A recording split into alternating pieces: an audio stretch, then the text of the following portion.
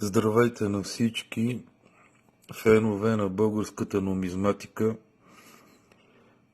Този път искам да ви покажа монета в доста хубав грейд сравнително.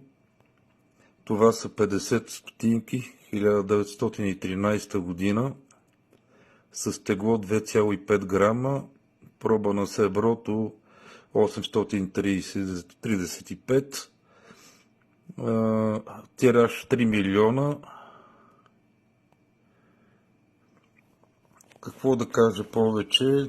Специално в компанията PCGS, не говоря за NGC, най-високия грейд е MS67, като са само 3 бройки. Има такива сертифицирани в PL, Proof Like, съкратено PL. Там са, мисля, че беше 65 най-високия грейд, където са също много малко бройки.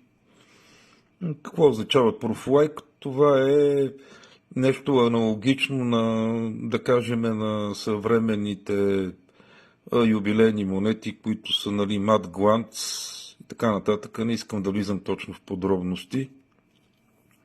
Имайте предвид, че царски и княжески монети няма с оценки 69-70, тъй като скалата на Шелдън е до 70, докато при тези юбилейните особено, по-съвременните, там доста монети хващат и 70, или 69, или 70, като оценка. Друго интересно, какво да кажа за... Тази монетка е доста правилно съхранявана, тъй като не е била изложена на, така да кажем, на някакви атмосферни влияния да патинира. Разбира се, и монетите с патина също са страшно красиви и от тях могат да хващат много високи грейдове, нали? Самият цвят е просто по-различен до някъде. Тази е доста чиста монета. Снимам на макрорежим. Тук не е подходяща светлината вкъщи, но на живо на слънце, ако я видите, ви уверявам, че е много красива. Не циркулирала монета.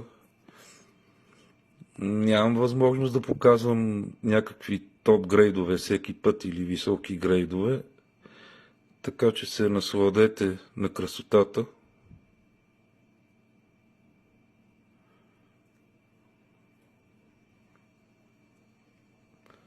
Има си пълен гланц, релеф, върти компаса.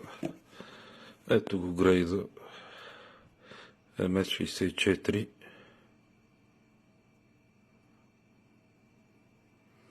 Наскоро я взех тази монета и съм много доволен.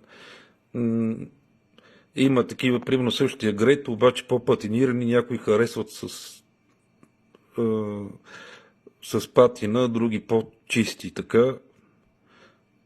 Това е въпрос на вкус, нали? Тя пак може да си е в по-хубаво качество, да е с патина.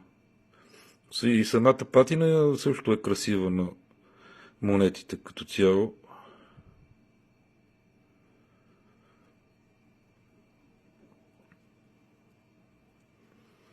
Това е от мен за сега. Който желае